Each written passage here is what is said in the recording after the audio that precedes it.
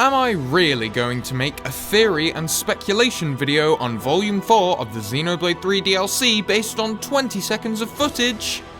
Yes. Hello everyone and welcome to another Xenoblade Chronicles 3 video. If this is the sort of content you enjoy, please consider liking the video and subscribing so you don't miss any more of this content from myself in the future. Also, please bear in mind, this video will contain spoilers for Xenoblade 1, 2, 3, and Future Connected. With all that out of the way, let's get into it. So, firstly, before I get into my theory as to why ALVIS did nothing wrong, I need to do a little analysis and give my thoughts on the trailer itself. If you haven't gathered already, this is Shulk from Xenoblade 1, and this is Rex from Xenoblade 2. I'd say both characters are at least 20 years older since we last saw them. Rex is dual-wielding the Aegis swords like the absolute giga-chad he is, and we can see that they no longer have the Zohar symbol on them. Probably maybe due to the fact that the conduit disappeared at the end of Xenoblade 2 and Pyra and Mithra became regular blades. Or these are replicas, as the design of Mithra's sword does look a little different. Shulk wields his Monado replica from Future Connected. It's also important to note that neither of them have clocks on their swords, so they're not soldiers of Kevis and Agnes, and like Nia and Melia likely survived the merging of the two worlds. Then we see this bloke floating in the air. This is also, quite obviously, ALVIS from Xenoblade 1, and he's clutching the Monado 1 and floating in the middle of a rift, which is practically identical to the one from Future Connected. Oh, and for some reason he has Zanza wings. We hear Shulk say, "Tell me why! Is this really what you want?" And before I analyse these voice lines, I just want to add that some of, if not all of the lines are likely to be taken out of context, as most lines from Xenoblade trailers are. But in fairness, Shulk's one here makes sense. This is definitely something he would ask ALVIS in this situation. Rex's also makes sense here too, when he says, "Nothing's gonna get through to him." These are likely just kind of generic lines that could be said by these characters in this situation, and it's likely they're not being taken too out of context. We then hear someone blurt out, "He's a heartless machine!" And I've seen people say this is Rex, and I very much disagree. It's definitely someone else since their voice and accent is completely different. This is not how this phrase would sound if someone with a Northern English accent said it. Not only that, but there's no way Rex would call ALVIS a heartless machine, since ALVIS is an Aegis like Pyra and Mithra, and Rex knows they aren't heartless machines. Who could it be that said this line? No idea, but I am sure it's not Rex. We then see some environments as the camera zooms in. We can see the bridge from Bionis Leg, and we can see the air defenses from New Colony 9, making it seem like this is taking place in the world of Xenoblade 1.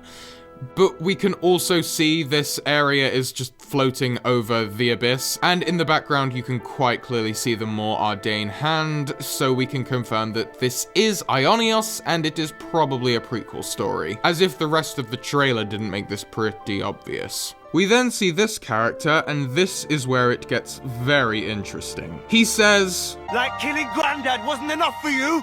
And then a phantom form of an Ouroboros begins swirling around and rising off of his body. This is the founder, Vandam. He matches the statue from the city perfectly with his ponytail and his gauntlets, suggesting his described hand-to-hand fighting style from the statue's plaque, and it's also clear that Rex and Shulk are the mentors of the founders Cassini and Reed, as they also match these statues perfectly. Look at them. Vandam is likely the grandson of the Noah and Mio who became N and M. Plaques on the founders' statues say that Doyle and Vandam are brother and sister, and the party expressed that they bear resemblance to Noah and Mio, and in the teaser Vandam very clearly looks like Noah with his similar hair and blue eyes. You could argue that Vandam could be N and M's son, however, who we see in N and M's memories, but he talks about having a grandfather, which would make little sense if this was their son, as far as we're concerned, in Aionios, Noah wouldn't have known about his father, and so it wouldn't make sense for Vandam to remember or have been told about one, unless it was Noah. Plus, we know Mio had their son pretty close to her homecoming from the state of her tattoo in this cutscene, meaning that there realistically wouldn't have been time for them to have another before her homecoming. Meaning the grandfather who is referred to is almost certainly Noah himself, and this man and Doyle are likely the children of this kid, Noah and Mio's son. Also, this character is definitely a throwback to Faye from Xenogears. Monolith are just saying, yeah, we don't own this IP anymore, and we don't care.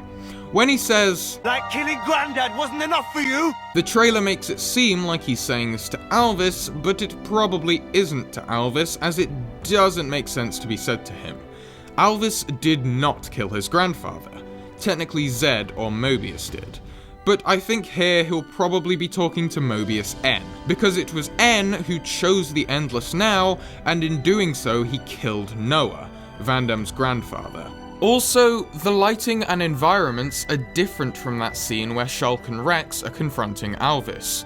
This scene seems to be happening in Origin based on the floor design, and the scene with Vandam seems to be taking place somewhere on Bionis' leg, lending extra kudos to the idea that these two scenes shown are not happening concurrently. The Ouroboros we see is very interesting, as it's not functioning how they did in base game 3. Vandam's plaque on his statue says that he was able to realize the power of Ouroboros heretofore limited, and it says on Doyle's plaque she fought alongside the founder of Vandam and brought the power of Ouroboros to completion. The phrasing of this makes it sound like these two were the first Ouroboros to fully interlink, and before this point all Ouroboros were just able to summon this spirit Ouroboros which boosts their fighting strength. They are also described as having used this power to fight against N and oust him, but we know this isn't something a regular Ouroboros would be able to do, as we know N is strong enough to just slice them to pieces with ease. In base game 3 we only see N felled by an Ouroboros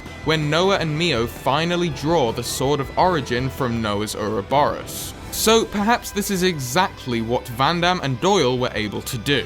This could also explain why there's another lucky 7 other than N's, because these two were able to fully tap into Origin and the source of these swords, Melia, like an incarnation of their grandparents are also able to eventually do. But what does this all mean for the DLC? Well, we know it's going to be a prequel now, and it will likely be about the time between the fall of the first city and the establishment of the new one, since the founders are involved. It'll probably tell the story of their journey to reunite the former inhabitants of the old city, them setting up the new city, and them ousting N as described in the plaques. Now, this is the part of the video where it becomes a lot more speculative, but we actually get into my theory about this funny little guy, Alvis. Is he going to be the antagonist? I don't think so. I think that'll be N, but I don't think they'll let the supposed evil Alvis go unresolved. The trailer is implying he'll be evil with the voice lines from Shulk and Rex, and I mean, look at him. This image screams evil. But I think the truth of his role is being twisted here. We need to bear in mind that Alvis's intentions are never immediately clear. Anyone who's played Xenoblade 1 will know that, and I think the role Alvis is more likely going to take is one of starting the path that leads to the worlds being taken back from Mobius, rather than him being the antagonist. Imagine this. He appears in the rift to Rex and Shulk a few years after the worlds have been taken by Mobius.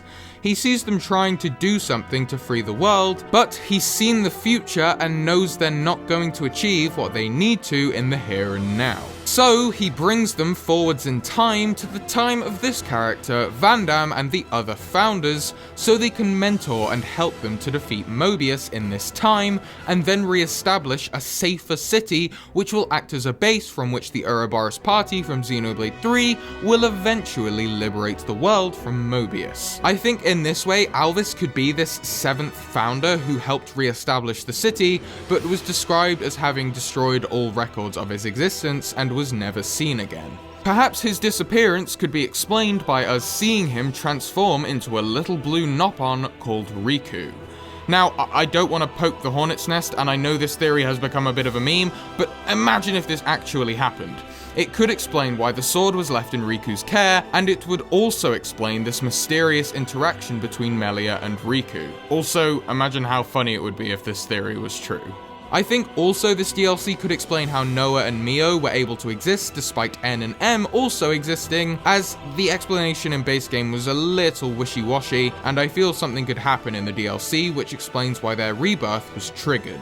Digression aside, I think the idea of time shenanigans makes sense, because if these are a Rex and Shulk who survived the merge, then they'd surely be way older at the time of the Founders, since they'd have to have lived through at least 3 generations to still be alive at the same time as Vandam and the other Founders, but in the statues they don't look much older than they do in this teaser, other than the fact Shulk seems to be missing an arm in the statue and Rex seems to be lacking a left eye, which makes me draw even more connections towards a certain sign in manga that ALVIS has already made me make. Also, the 3 generations is the minimum. It could have been hundreds upon hundreds of years of Ionios existing before Vandam came to exist, and even if it wasn't, it would have been at least 50, since Noah and Mio would have had to have grown up at least once as soldiers, had a son who then grew up and had kids who are now also grown up, and it's more than likely that before Vandam and Doyle come to exist, it's been hundreds upon hundreds of years since the world was taken captive by Mobius, since we are shown so many memories of other incarnations of Noah and Mio before we're shown the ones which had a son.